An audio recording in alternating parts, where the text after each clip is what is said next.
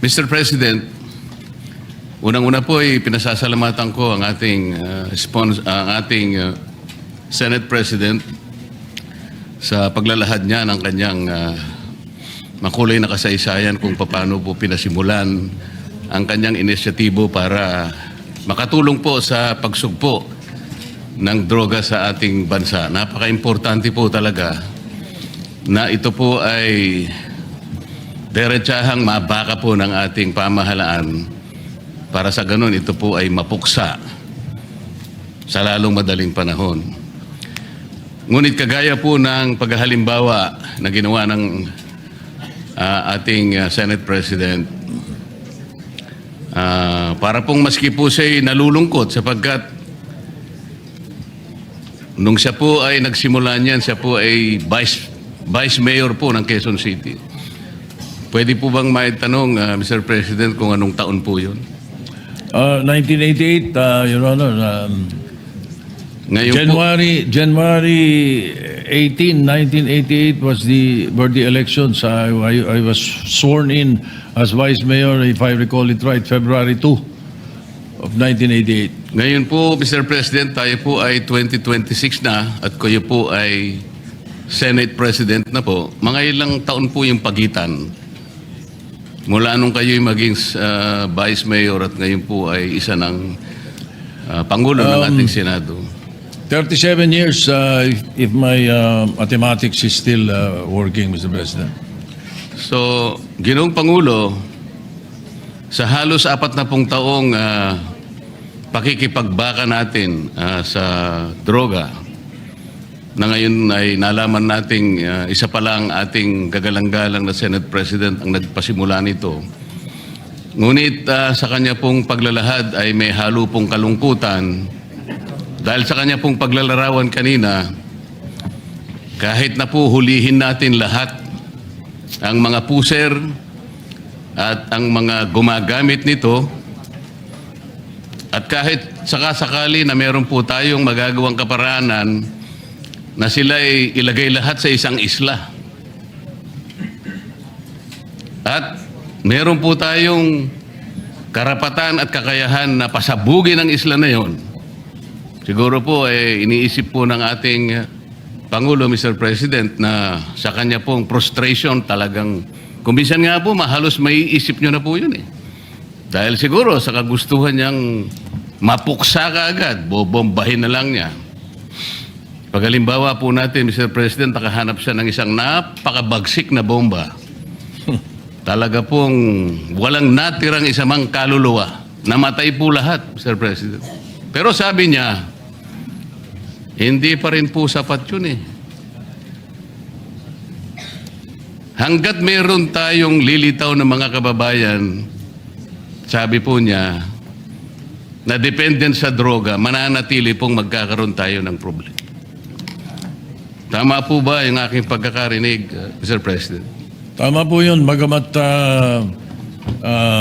pagdating po dun sa issue ng human rights, yung akin po ay theoretical lang, na kapag kahit ubusin mo lahat ng puser sa Pilipinas, in a way, kung ika ngay medyo mong pasabugin sa isang lugar at mawala sila lahat, theoretical lang naman yun. Alam ko po yun.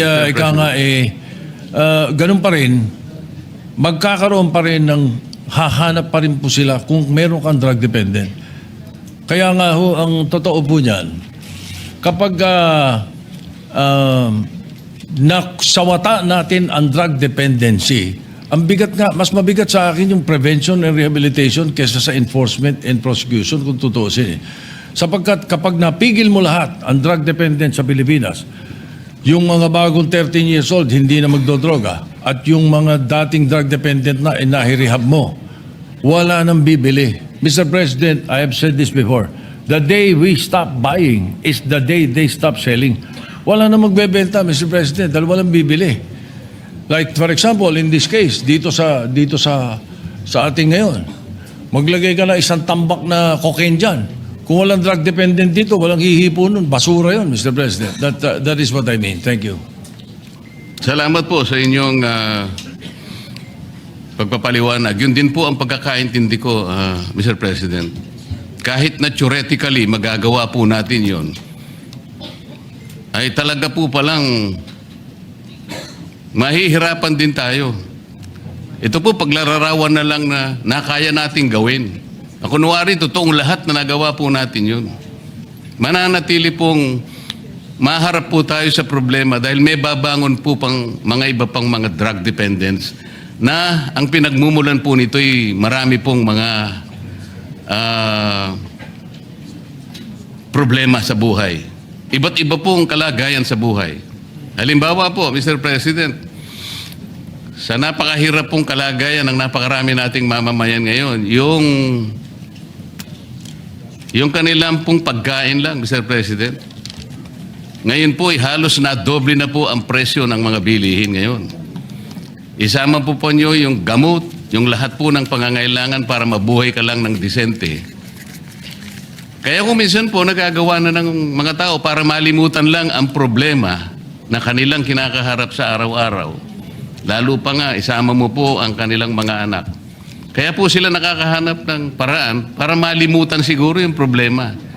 So, kung hindi po natin maayos ang problema nating pang-ekonomiko, socio-economic problems, yun po talaga ang kausa. Yan po yung pinagmumulan ng problema kung bakit lumalala at lalong nagiging mahirap para bakahin natin ang problema ng droga. Sa makatwid, Mr. President, hindi lamang po yung actual na paghuli sa mga gumagamit ng droga, i-reinforce natin ang mga batas, i-prosecute natin, i-rehabilitate.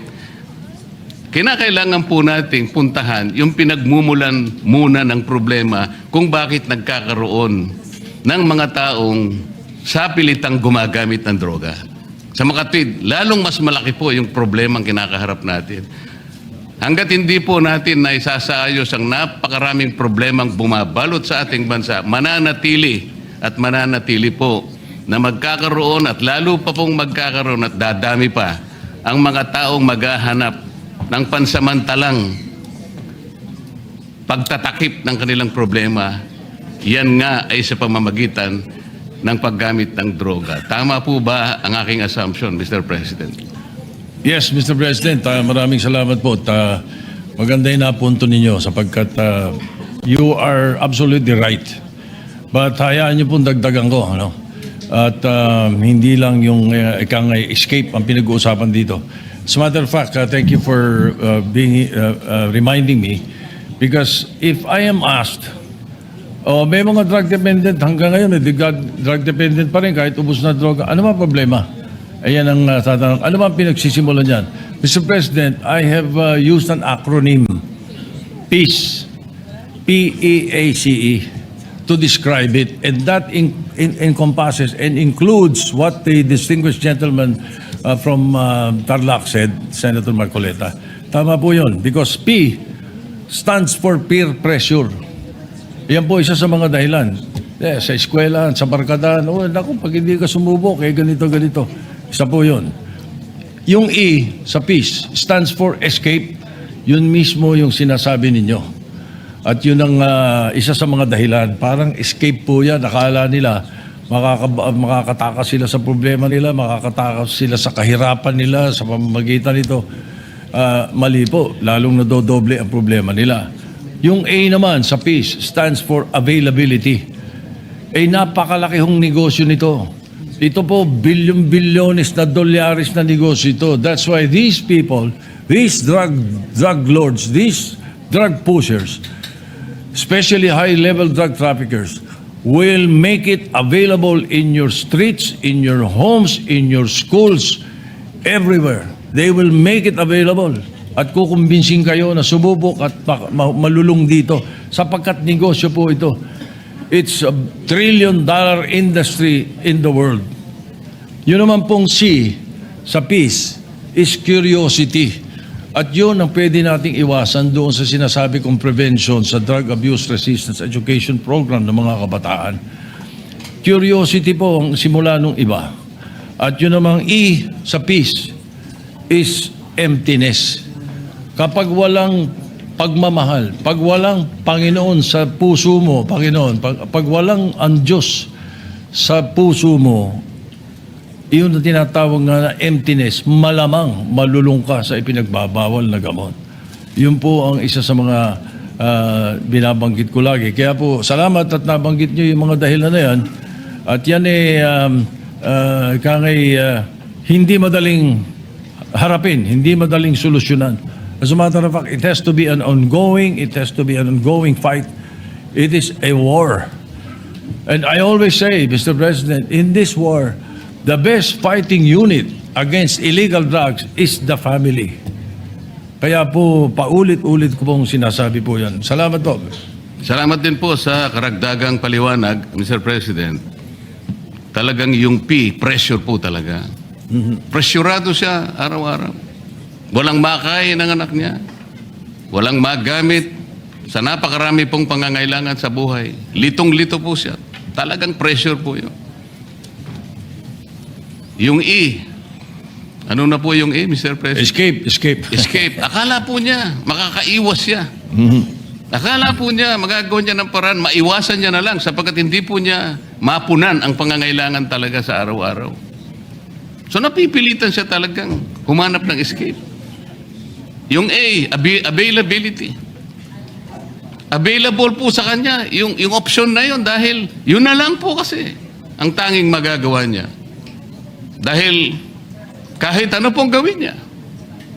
Sa napakahirap pong kalagayan ng marami nating kababayan, makikita naman po natin ang pinanggagalingan talaga nitong mga droga ay talaga pong yung mahihirap na segment ng ating population. Yung Mr. President, ano na po yun? Curiosity. Akala po niya, curiosity. Baka iniisip niya, tingnan ko nga, baka dito maka-escape nga ako. Ito na lang siguro ang mabuti kong gawin. Hanggang sang huli, Mr. President, ano na po yung huli? Emptiness. Emptiness. Walang pagmamahal, walang Panginoon Diyos. Hindi lamang po yun. Empty talaga. Literal pong empty. Walang pagkain, walang gamot, walang pambayad sa napakaraming mga bagay. Talaga pong malululong siya sa droga. Talaga pong hahanapin niya, Mr. President. Wala po siyang choice. Hahanapan po niya yung makakapagbigay sa kanya ng panandaliang siguro escape sa kanyang buhay. Hindi niya kayang harapin lahat. Tao lamang siya. Ito po ang pinanggagalingan ng problema ng droga. Ito lang pong nangyari sa atin ngayon. Very recently, Mr. President. Nung nilimas po ang ating kabangbayan, lalo pong nalugso ang economic condition ng ating bansa. Lalo pong tumaas ngayon ang bilihin. Maski kanino po kayo magtanong ngayon, litong-lito ang ating mamamayan. Kaya alam ko po, lalong dadami na naman ng droga. Nakakalungkot po, nakakatakot. Sana po ay unahin natin sana yung pinagmumulan ng problema ng droga. Ito po yung pangkalahatang kalagayang kabuhayan ng ating bansa. Maraming salamat po, Mr. President. Maraming salamat po sa inyong panahon. Thank you. Just for the record, Mr. President, tayo naman po ang Kongreso at Senado, hindi po nagkukulang kung tutuusin. Lagi po nating hinaharap ito. At meron nga po tayo mga tinutulak na mga bagong batas na pwedeng sumagupa dito. Ang isa po na mga naipasa na natin na inaasahan ko that in the very near future, the Executive Department will finish this. This is Republic Act 11928. This is the Separate Facilities for Heinous Crimes Act. Ito po yung mag-i-establish tayo ng isang lugar na kung saan nakahiwalay yung mga high-level drug traffickers para po maiwasan na natin yung debate naman pagdating sa death penalty. Anyway, Mr. President,